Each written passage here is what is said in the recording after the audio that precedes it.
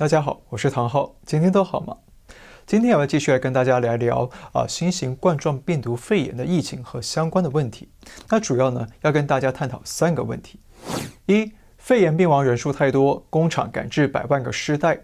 二、北京、上海相继封城，为何又让企业急着开工？三、中共为何频频指称美国流感严重呢？不过，我们要先带大家来看3个重要消息。日前曾经前往武汉医院现场拍下医院人员在5分钟之内运出8具遗体的爆料民众方斌，2月10号传出被抓捕带走。那根据武汉民众的说法，方斌被便衣警察破门带走，过程中曾经一度试图跳楼，但后来警方以强制隔离的名义带走方斌。那方斌在拍下医院视频对外爆料之后呢，曾经一度被公安找上。后来他又上传视频，批评这次肺炎不是天灾，是中共造成的人祸，并且呼吁全民反抗暴政。再来看到，有一名女子疑似遭到强制隔离，想要逃离家中，冒险爬出楼外，引发众人的紧张围观。那不幸的是，过程中女子意外坠楼身亡。那目前呢，还无法确认这名女子爬到大楼外的真正原因是什么。有人说，女子是为了捡掉在阳台上的手机，但是呢，大楼外并没有明显的阳台。那这起事件呢，还有待调查厘清。再带大家来看，中共国家卫健委的高级别专家组组长钟南山呢，领衔撰写了一篇论文，叫做《中国2019年新型冠状病毒感染的临床特征》，9号呢在网络上发表了。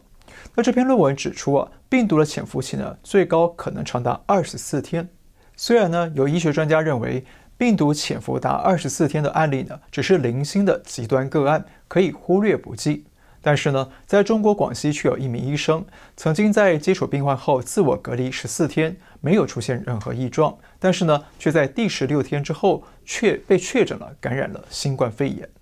而且，吉林省梅河口市呢，出现一名女性病患，曾经在第1次检测的病毒的时候出现阳性反应，那后来呢，接连5次出现阴性反应。最后通过专家的会诊，才认定是确诊。这些证据显示这次肺炎病毒呢，不但可能潜伏期可长可短，而且呢，隐匿性极强，可能更容易出现无症状传播的风险。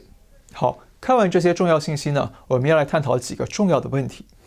问题1：肺炎病亡人数太多，工厂赶制100万个尸袋。这次肺炎造成的死亡人数到底有多少？因为呢，中共数据造假，目前仍然众说纷纭。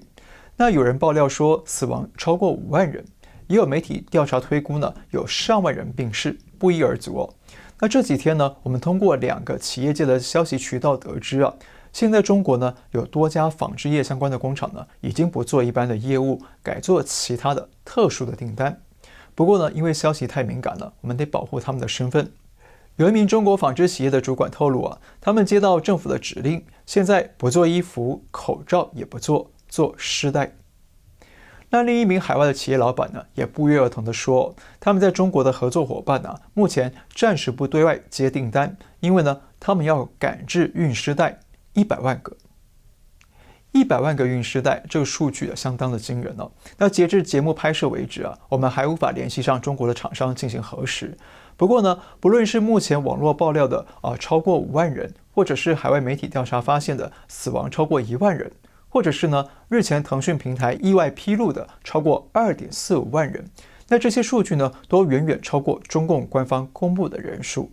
加上最近有网友从天气监测的数据发现，武汉当地的二氧化硫含量呢，浓度异常过高，可能与当地呢近期火化大量的遗体有关。那根据网友的推算，可能武汉当地要火化1.4万具遗体，才能达到那样的二氧化硫浓度。所以总的来说，虽然真实的死亡数据还是无法获得确认，但是呢，从各种侧面的消息调查数据以及间接的证据来研判目前呢，这场肺炎在中国造成的死亡人数呢，应该已经超过万人。那再加上这场疫情的高峰期呢，还没来到，因此，如果说中共政府要求工厂赶工制作几十万个甚至更多的运尸袋，准备给各地使用，也就有一定程度的合理性了。问题2：北京、上海相继封城，为何又让企业急着开工？2月10号，北京与上海相继宣布实施封闭式管理，那说白了就是封城。那目前全中国已经有80几个城市封城，而北上广深这些一线城市呢也都相继的封城，那显示呢疫情还无法获得有效的控制。那根据北京的红二代透露，疫情呢蔓延到北京的机关大院和部队大院，那已经有红二代和家属呢确诊了，那他们都集中在专门为中共高官服务的中日友好医院里面隔离治疗。那10号这一天呢，原本也是中共当局要求各行业恢复工作的日子，但是由于疫情持续的扩散呢，包括阿里巴巴、腾讯还有百度等等多家企业呢，已经宣布延后1周开工，但是呢，还是有不少企业复工了。比方说富士康郑州厂等等，只是企业在这个时候开工其实风险相当高。那主要包括了：第一，大量员工呢聚集在工厂内部，提高了群聚感染的风险；第二，员工从各地返回工厂，有没有病毒潜伏呢？很难确认；第三，全国的运输交通、后勤物流还没恢复，那人员还有原料产品的运输呢不稳定。那不论是上游的采购原料，或者是下游的发货出货，容易有变数。第四，如果有人员感染病毒呢，那病毒会不会附着在生产线上，或者产品或者包装上，形成接触感染呢？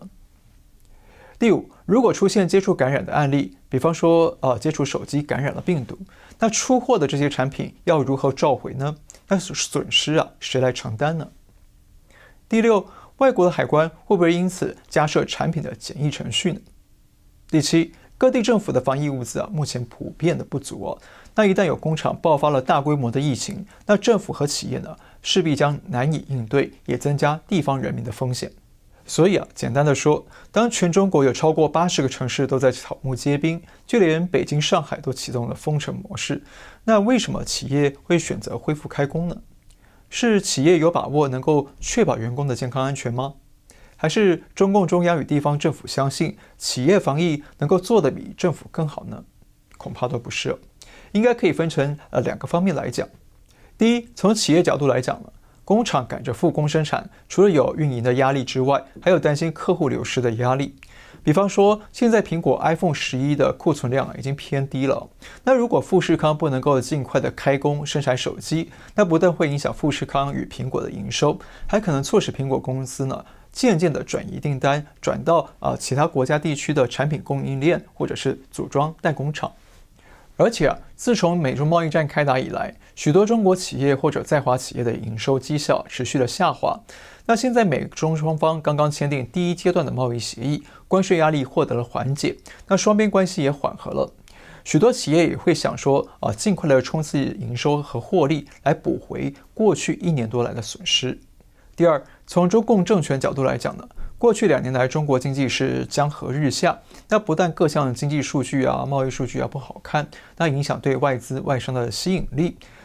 比方说中共日前才宣布推迟公布1月份的贸易数据，要结合2月份的数据一起来发布。那说穿了，就是因为1月的数据相当难看，拿不出手。可是呢，贸易协议又刚刚签订了，不能造假太厉害，所以呢，干脆推迟公布，拖到2月再说。那另外呢，中国企业与在华企业的营收下滑，一方面影响了中共权贵集团的利益，二方面呢，也影响了中共国企与政府部门的财政收入和税收，让各地政府的财务呢更加的困窘。那堆积如山的债务呢，就更难以偿还了，甚至就连地方公职人员的工资都可能发不出来，连带造成大批的中产阶层和中下阶层民众的消费乏力，生活困难。那如果经济数据相当难看，中共权贵利益受到损失，彼此摆不平，那地方人民呢又生活困顿，那么这些经济问题很可能会加总起来，转化变成政治压力，威胁到中共的政权统治。所以也难怪说，尽管疫情这么严峻，中共官方呢还是要求企业尽量在10号复工。许多网友批评这是要钱不要命。但是对中共来说他首要看重的是他自己的政治安全，其次呢是党内权贵的经济安全，最后呢才是中国人民的生命安全。因为政治和权力就是中共的生命线，所以呢中共宁可要人民牺牲生命，也要保卫他的权利和生命。问题3，中共为何频频指称美国流感严重？相信很多朋友都看到了，当全世界都在关注中国的肺炎疫情的时候，那中共政府和党媒呢，以及中共底下的网军啊、水军啊、小粉红们呢，却一直引导大家去关注美国的流感，也就是流行性感冒。比方说，中共外交部发言人华春莹在2月5号就公开向媒体提醒，他说，美国今年流感季节已经造成1900多万人感染，1万多人死亡，比中国的肺炎疫情数据严重很多。而中共党媒与不少的网红也不断地重复这套说法，甚至呢还有海外华人配合中共在网络上发布假视频，宣称美国很多人都病倒了，人们不敢出门，或者出门戴口罩，学校都停课了等等结果呢被美国华人骂翻了，批评呢这种低劣的造谣说法是在污蔑中国人自己的形象。那么事实真相是怎么样呢？的确根据美国疾病控制与预防中心，也就是 CDC 的数据呢，最新一季的流感季节，也就是从去年10月到今年的2月，全美国大约有2200万人感染了流感，并且造成12000人死亡。但是为什么流感在美国没有变成公共事件或者造成公共恐慌，大家出门也没有戴口罩呢？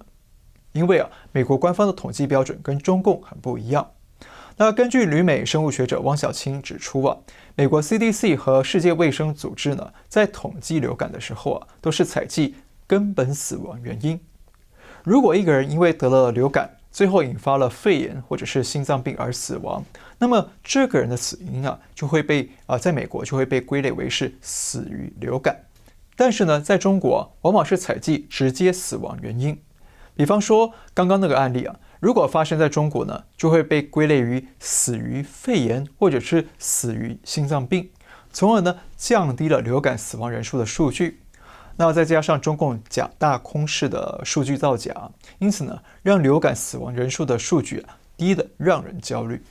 例如根据中共当局公布的数据，2018年中国死于流感的人数呢只有144人。但是2019年有一项研究是由复旦大学公共卫生学院以及中国 CDC 还有病毒防治研究所等权威单位联合完成的。结果呢，这项研究发现，从2010年到2015年之间，中国平均每年死于流感的人数超过8.8万人，相当惊人虽然这项数据只研究到2015年，但是呢中国流感的死亡人数有可能在短短的3年之间，从8.8万人下降到144人吗？不太可能吧。毕竟华佗没有出任中共的卫健委主任因此中国每年死于流感的人数呢，其实是远远高过美国的。那即便我们假设随着医疗的进步，可以多救2万人下来，让中国每年流感的死亡人数呢降到6.8万人，但是呢还是远远高于美国的1.2万人，不是吗？所以说，中共最近一直发动各项舆论引导工具来渲染美国流感比中国肺炎更严重呢，其实有几个主要的目的一，欺骗中国人民百姓，让大家误以为不管中国疫情怎么样，都比美国来得安全；不管中国疫情怎么样，中共都比美国政府来得可靠。二，转移舆论焦点。当中国社会以至全球社会都在关注中共对疫情的处理迟缓和掩盖真相，那中共呢试图用这套说法来转移焦点到美国身上，借此呢让自己脱身。三，挑动民族情绪，削弱民怨。有越来越多中国人民看到中共隐瞒疫情、草菅人命而民怨沸腾，那中共担心这股民怨会持续的累积，将来会对自己的政权带来威胁。因此呢，中共一方面动用国家机器来进行舆论维稳，钳制传播疫情真相的言论，同时呢，也通过这套美国流感更严重，以及呢美国投放肺炎病毒的阴谋论说辞，来刺激民族主义情绪，冲淡民怨。四，分化中国社会内部。当疫区的民众深切感受到疫情之痛，还有中共之腐败而愤怒之际呢，那中共藉由这套调虎离山的宣传手法来误导视听，让疫区外的中国民众相信党的说辞，甚至认为党的疫情防控工作呢比美国优秀，从而呢在中国内部呢筑起一套高墙，分化知道疫情真相和不明真相的人民，形成对立的群体，在日常生活中呢帮党说好话，帮党来维稳。那其实这是一种很隐晦的阶级斗争，群众斗群众的手段。我们再帮大家重复一遍了，中共最近不断宣传美国流感比中国肺炎更严重呢，主要有4个目的：一、欺骗中国人民百姓；二、转移舆论焦点；三、挑动民族情绪，削弱民怨；四、分化中国社会内部。我们这里不是要讲美国多么好，比中国多么好，不是。不过呢，我们要告诉大家是中共再华丽的谎言都有漏洞。那中共的宣传谎言呢，再次促使我们去查找证据，翻出真相，也再次让中共原形毕露，露出马脚了。好，今天就先聊到这里。如果你喜欢我们的节目呢，请记得订阅、留言、按赞，跟你的亲朋好友分享。大家订阅我们的频道之后，请记得打开旁边的小铃铛，这样呢，当我们有新的节目出来，你才会收到通知。那我们再次请世界各地的朋友务必多加留意疫情的资讯，做好卫生的防护。我们下次再见。